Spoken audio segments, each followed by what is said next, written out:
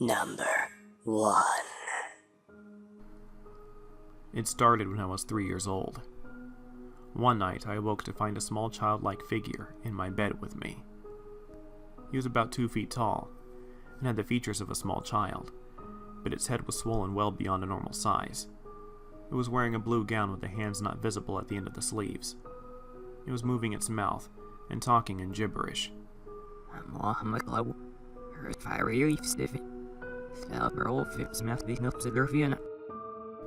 The figure was as real as I was, and it was surrounded by a kind of glowing haze. I ran to my parents' bedroom and woke up my dad, but, of course, he told me to go back to sleep. So I returned to my room, and now the figure was standing on my bed. I grabbed a pillow and covered my face, and jumped on the bed. It was gone. That started something that would last the next 26 years. I'll condense the years up until 1990. Those appearances, while still frightening, never really made me feel threatened. During this period, which included my teenage years, I saw the figure with the same frequency. My bedroom is located at the end of a hallway with 2 other bedrooms before mine. At the other end of the hallway is a landing that blocks the view to the steps. From my bed, I could look out my door and down the hall to the landing and the top of the steps. I always knew right before the figure would appear, because the hair on the back of my neck would stand up, and I would get uncontrollable chills.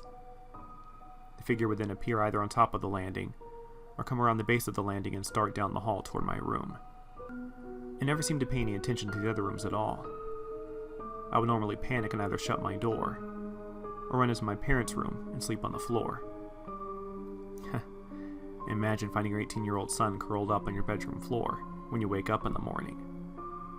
My parents and sister didn't really fully believe that I was seeing this apparition. I also would stay up late, being the night person that I am, and watch TV. In my living room, we have the stairs that lead up to the second floor.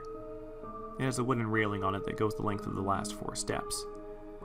I would often see the figure on the steps watching me from the 3rd or 4th step, and then disappear. The only real changes during this time period were that the figure was losing its color and becoming more transparent. Now things will change drastically. A neighbor, with some knowledge of this sort of activity, told me to confront the figure and tell it to leave and never come back. I was to tell it that I was its power source, and I was shutting off the power. I did this, and enjoyed about a year of no sightings. Around this time, I told the story to my girlfriend at the time. She thought that its description sounded like a baby with water on the brain, and still wearing its gown from the hospital. She thought that it was a lost soul trying to contact me to help it with some task, so that it could finally rest in peace. I started to look into the house's history, and my family's. The house sits on land that was farmland, and a dirt road only 150 years ago. The land was owned by one man, and he had his farm and homestead around the area of my house. The main house of his estate is 1 block from my house, and is still standing. My house is 40 years old, and we are the second family to live in it. The couple before us had no children that we know about. I have a sister 3 years younger than me, and no other siblings. I've asked my parents if they had a child that died that I was unaware of, but they didn't. So after all my checking, I found nothing that could explain the apparition. After a week of thinking about the interpretation my girlfriend had given, guilt of banishing the figure overcame me. I asked it to come back one night, and told it I would help it. The very next night the sighting started again, but with much greater intensity.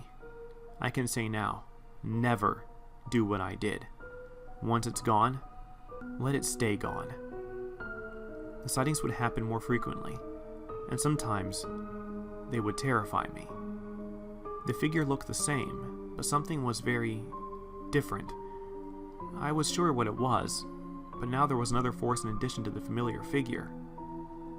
I began to see small black-colored creatures, which I can only describe as imps. They were solid black, 1 to 2 feet tall, and ran around on all 4s. They appeared mostly in the living room, and coming from the hall closet. Now to explain the rest of the house setup that pertains to the story. The man that lived here before us started to dig out a basement, but he never completed it. All that remains is a 3 to 4 foot crawl space accessible from outside the house. The hall closet was to be the stairs down to the basement. He had started making the stairs going down, but he boarded it all up when he stopped digging the basement. The stairs going up to the second floor are directly over the would-be basement step and the hall closet. So there are 2 ways from inside the house to access the crawl space, if you really wanted to. Rip up the 3rd and 4th step of the stairs or knock out the back of the closet. I began to make the connection between where the figures appeared and where the access ways were. The sightings got more intense and sometimes they even drove me from my house. Normally, my dog would sense the small figure and act funny when it was around. But now when the imps appeared, my dog would be in a very deep sleep and I could never wake him up. I would either leave the house and stay over at a friend's. Sometimes I would be knocking on her door at 2 a.m., terrified. Other times, if I was able to get between them and the steps, I would make a run for it to my room or my parents' room, because even these creatures would not venture into the bedrooms. My mother was noticing my moods, and I told her about the new happenings, so she told me to get to her next time I saw the figure, or imps. The next time I saw the figure upstairs coming down the hall, I ran into her room and woke her up. I led her out into the hall where the figure still was. I pointed to it, and it began to back away and go down the steps. I chased it down to the 3rd step where it vanished. While she could not see it, she could tell by my eye movements that I was watching something moving across the hall and steps. I think that's when my family started to believe a little.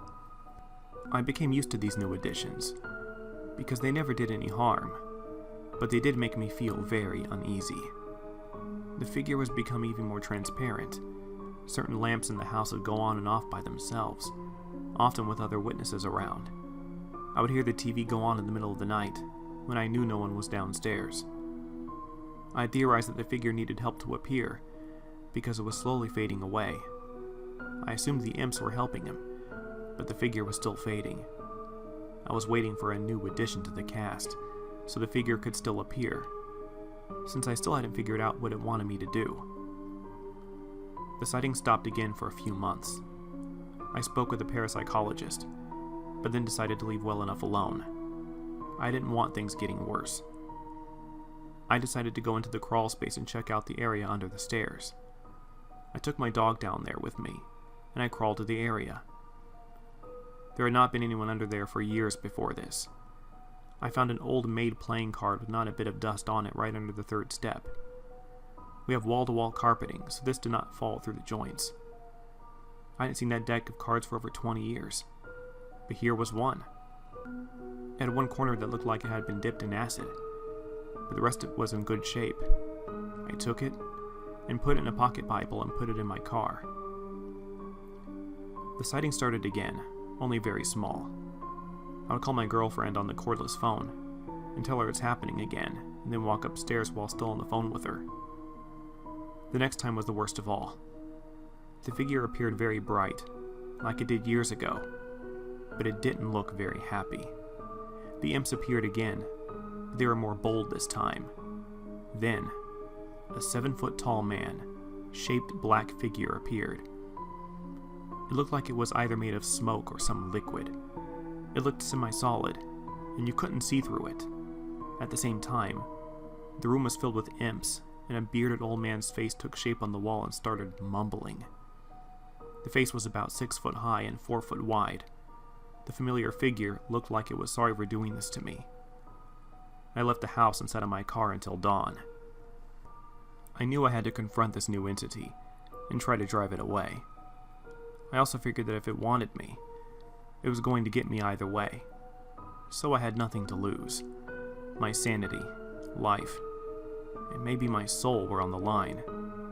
And I honestly believed this was the only way to stop it before it branched out. I was the original power source, so I was going to shut off the power. The next night, I prayed for protection and the strength to drive this evil away. I had a Bible handy, as I sat up as usual listening to my CDs. About 2 a.m., I noticed my dog was in one of those deep, deep sleeps, and I began to look around. The figure and a tall black figure appeared along with the rest of the apparitions. I informed them in the calmest voice I could get at this time that I was taking away their power, and they had no hold on me or power over me. I told them I, my family, and house was protected by God, and they could not harm us. I walked right past the tall figure, and the imps moved out of my way. I walked right up the steps and never looked back. That was about 2 years ago, and I've not seen them since. We placed a Bible on the stairs and a cross in the closet to block off their entrances. I still feel there is a presence there that tries to get me to let it in. I still hear bumping and walking around, but the apparitions are gone, banished to the crawl space, I assume. They will not get another portal in here, so they will remain there. We did have the house blessed years ago, everywhere except the crawl space. I think that might be the answer to end it all for good. Number 2. So, my girlfriend just called me around 3 a.m. after leaving my house, and was on her way back home. As soon as I answered, I noticed that she was crying. She was freaking out and told me that she was scared and that she just seen a man, dressed in all white, with a sheet or something covering his face. He didn't have eyes or facial features. She said he was about 2 feet off the side of the road, and in the middle of a field. I was kind of lost for words, and being that I too have witnessed some unexplainable things, I knew that she was sincere and was genuinely scared. I tried calming her the rest of her way home, but when she got into her neighborhood, she screamed and told me that the street lights went out as soon as she turned onto the road. I really didn't know what to say. A few moments later, the phone started breaking up, and in the midst of the static, I heard what sounded like children. I couldn't tell if they were laughing or talking. I just know that it sounded like children. I didn't say anything because I didn't want to scare her any worse than she already was, but within 30 seconds after I heard the odd sounds, she got really quiet and whispered, "I just heard a child fucking giggle in my car." Instantly, chills went through my body, and I was once again speechless because she had no idea that I heard children just moments before.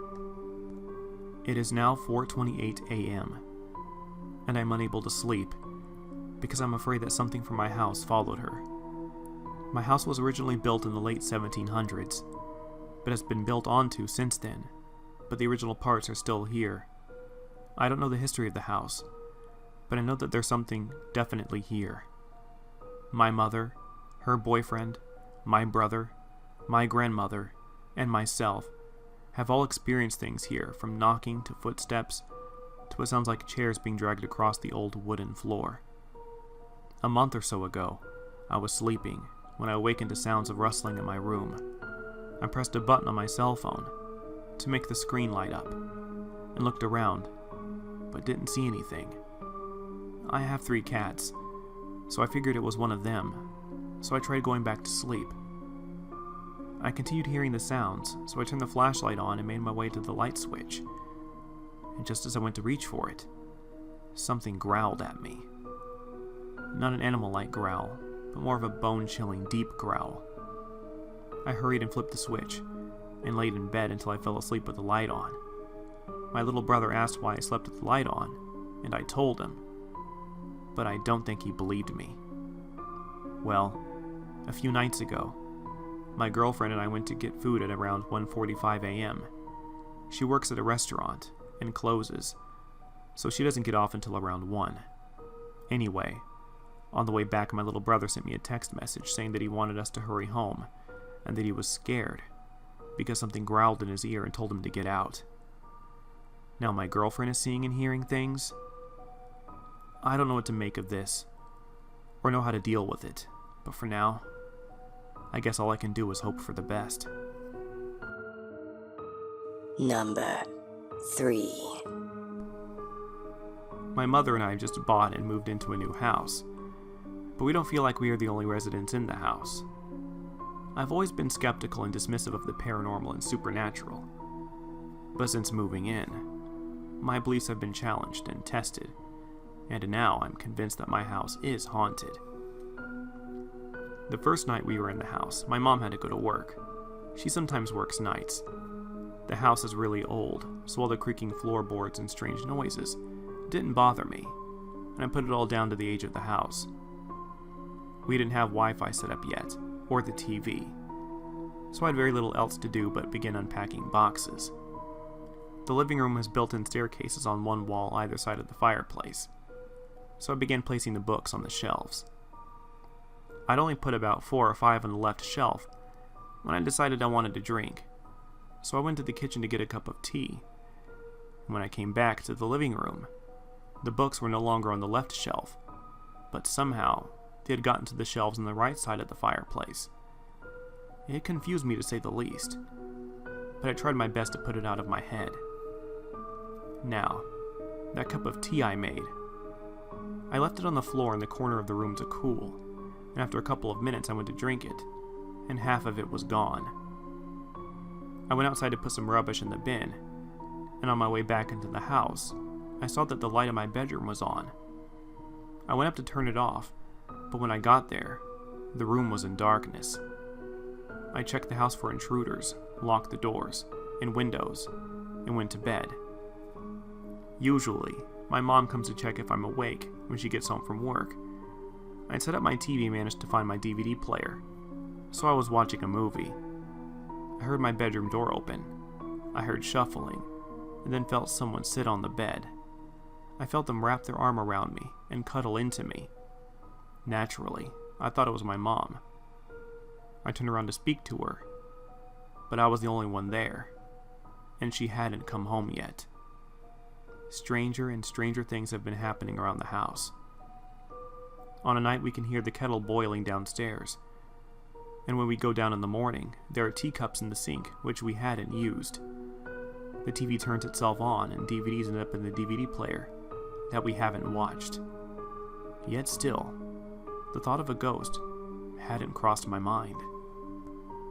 Last week, I'd been lounging in front of the TV for a while and eventually wanted snacks, so I went to the kitchen. I got there, and to my complete and utter surprise, there was a young guy looking in the fridge.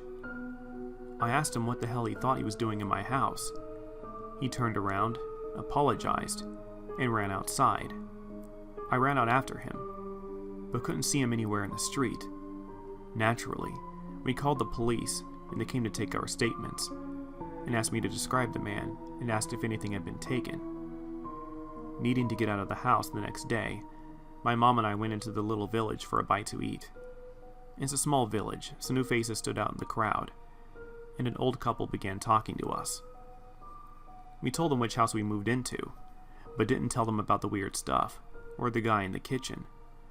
The couple had lived in the village their entire lives, and were well into their 80s, and began to give us a history of the house, which the waitress confirmed.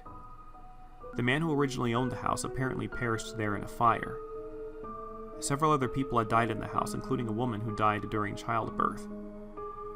When we got home, the previous owner was waiting on our doorstep, wanted to collect any mail that had been sent there for her. We invited her in and got to talking. She told us that when she lived there, her son had committed suicide in the house, and that is why she wanted to move. This next part was what tipped me over the edge and has totally messed up my view of the world. She took out her phone and showed us a picture of her son. There wasn't just a resemblance.